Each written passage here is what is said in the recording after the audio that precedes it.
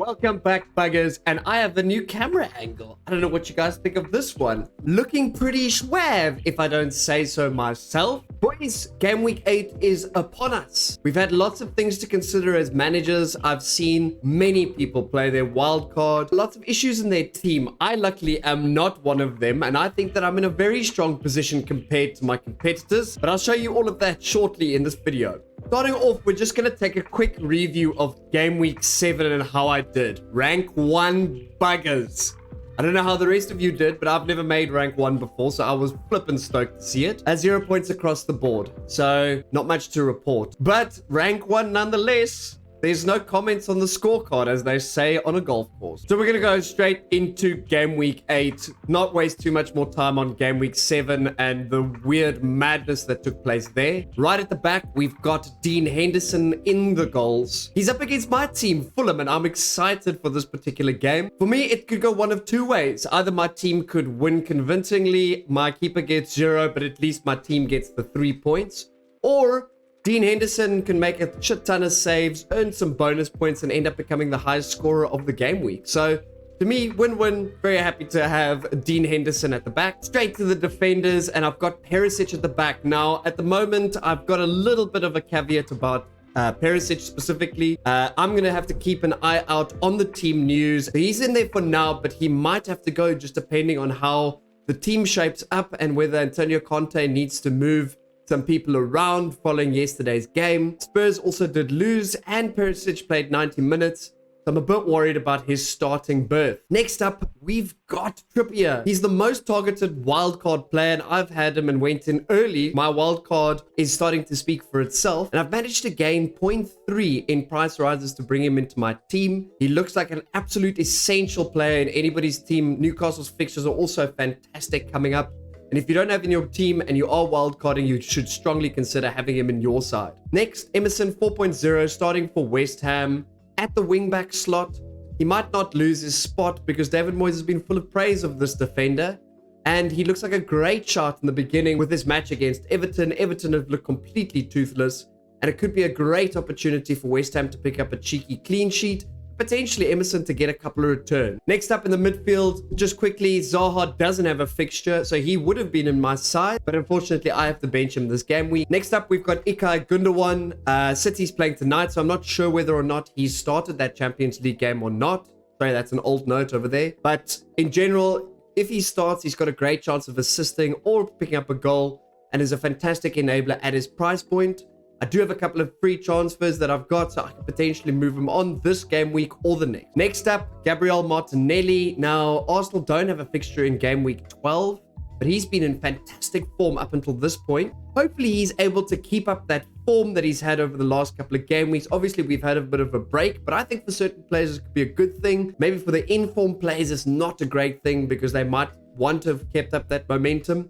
But he's going to be well rested, certainly, for his derby against Brentford. Next up, we've got Salah. Now, spoiler alert, I'm looking to remove him from the team, but my thoughts are, because he scored last night, to actually bring him back in the following game week. So do a little switcheroo, have somebody in for just the interim, and then bring him back for that Brighton fixture. I specifically want to make some gains against my opponents around me.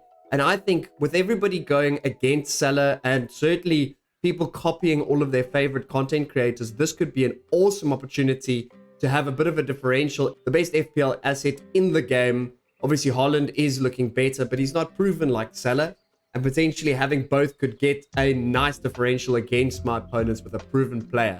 So very excited to see what he could do against Brighton when nobody else owns him. Looking to the forward line, we've got Ivan Toney as the first spot. Very happy to be a Toney owner. And for me, what I'm going to do is have Mitrovic and Toney next to Haaland in my future game weeks. And the idea being, it's also a little bit of a differential against these wildcarders who've all gone for an Isak or a Mitrovic. And outside of Haaland is definitely the most informed player in the Premier League at the moment. He's playing for a Brentford side that's looking pretty sharp, and I think he's going to continue his run of form. He's also got the strongest set of fixtures that you will see compared to any of the other players. So definitely somebody that's staying in my team. Next up is Gabriel Jesus. Very happy to own this bugger.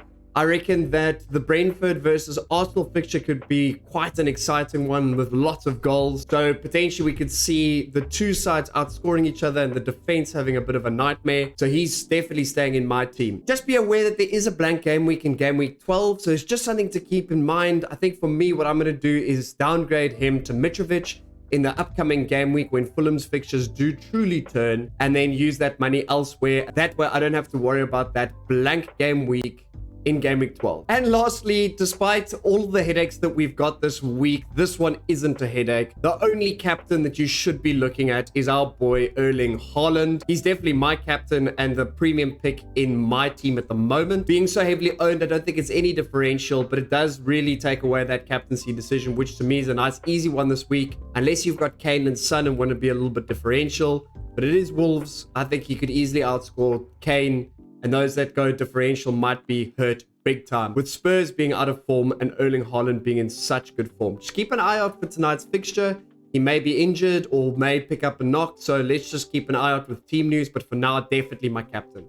And looking to my bench, it's actually a surprisingly strong bench, but it's with all these postponements, there's a lot of players that I can't field. So I've got Ward playing keeper at the back.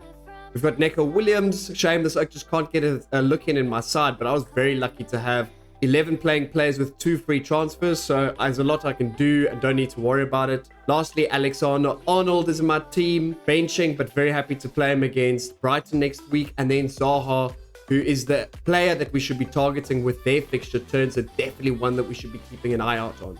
In terms of transfers, I've actually got 2 free transfers this week, so I'm in a very blessed position.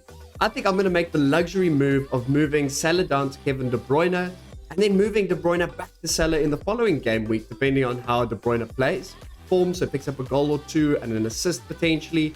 Then what I could look to do is to upgrade Gundogan to cover my Liverpool asset with the Diaz, for example.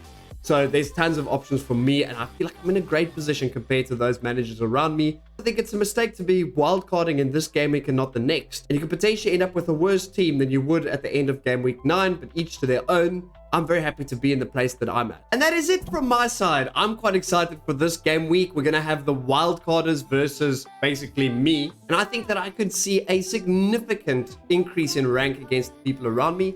But who knows, maybe I come to eat these words. Buggers, if you enjoyed this video, consider giving it a like. We're really trying to grow this channel and be the up-and-coming FPL content provider of choice. Thank you very much for watching, and I will check you guys in the next episode.